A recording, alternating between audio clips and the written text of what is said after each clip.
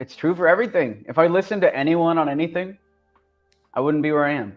Yeah, yeah, yeah. Every idea I've had, if you talk about your idea too early or you show it to somebody too early, they're going to remove the hype. Even if they praise you for the idea, they might praise you for the wrong reasons, and then it also removes it.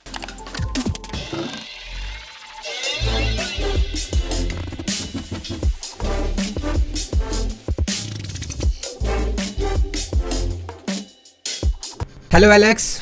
First of all, thank you so much for accepting my invitation. So, how are you doing there? Hey, I'm doing great. Thanks for asking me to come on. I got my cold coffee, dude. I'm here in my hotel room in Delhi. All right. So, my first question for you is, how did you start your YouTube journey? Like from zero to 63.k subscribers on YouTube. Tell me something about your story.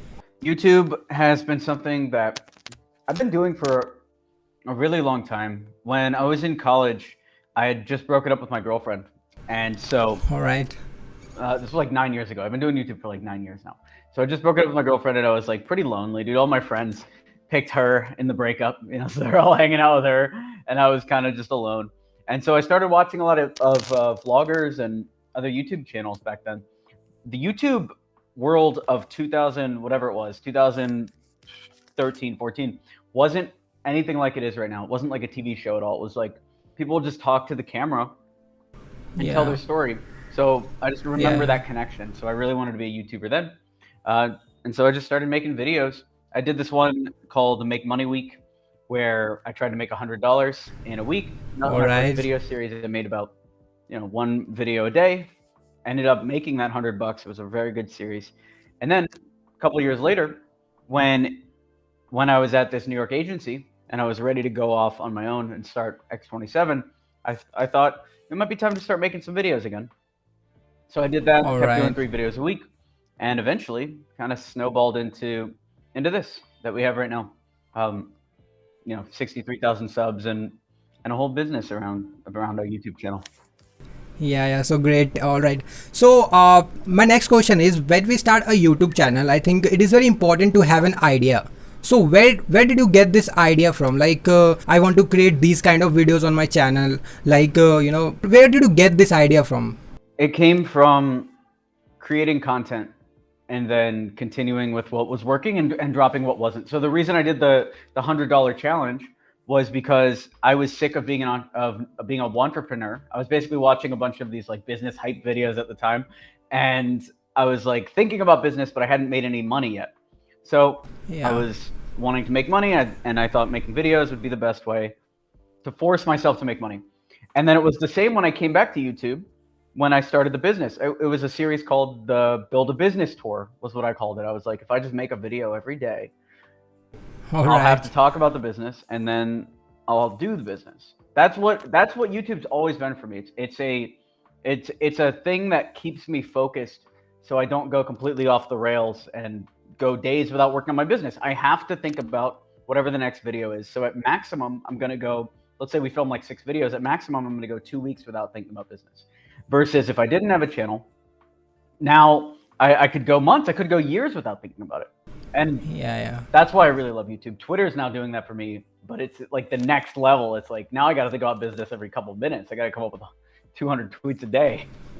Yeah, yeah, yeah. All right, that's great. All right. So, my next question is like, we are content creators, right? And we create videos. And when we start a new YouTube channel, there are so many challenges in front of us. So, what challenges did you have to face, like related to equipments, editing?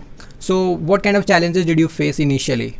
I'm a big believer in creating a YouTube setup that is easy to do from anywhere. If you notice, most of my videos aren't in a studio. They're not with a nice Yeah, camera. They're yeah. not with nice mics. And it's because I really want to make content that is easy to make. Because I know if it's not easy, I'm not going to do it. And Yeah, yeah, yeah. that's all I really think about.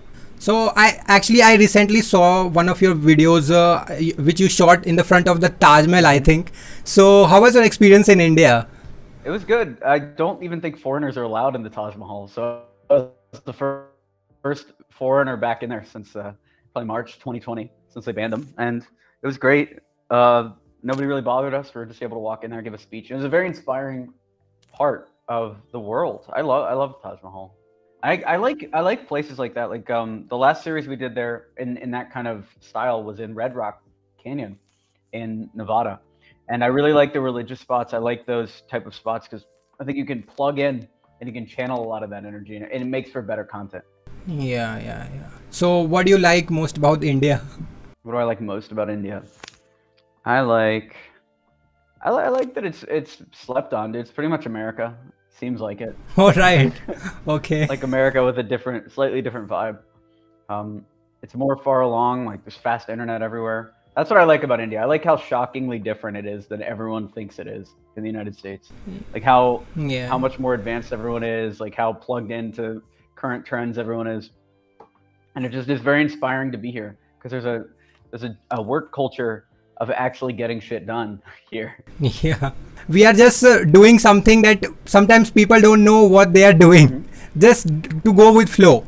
These kind of things. Alright, so my next question is like when we start this kind of work, or like this kind of creative work, I would say, that like content creation, we get to hear a lot of negative comments, negative things. Alright, so how did you handle it? Like, did you face any things like that? Yeah, when I was at the agency, one of Yeah. the people sitting next to me saw one of the videos I was making, and he was like, "Oh, it's kind of weird."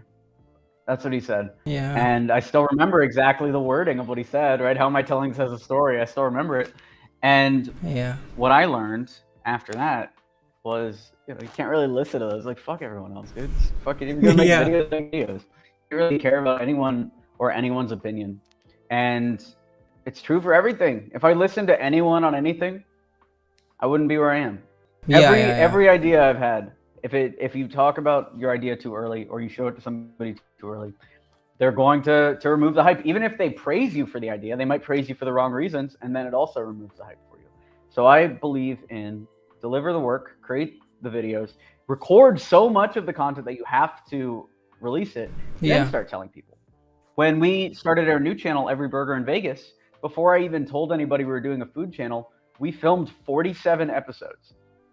There's 47 wow. episodes recorded, edited, and filmed that are now going to be released. So, if on episode 3 somebody's like, "Oh, this is so cringy," I could be like, "Okay," Yeah. and be depressed and crying, for the next 6 weeks. Guess what? Content's still coming out. You might be able to stop me with your bad vibes, but you're not going to be able to stop the channel.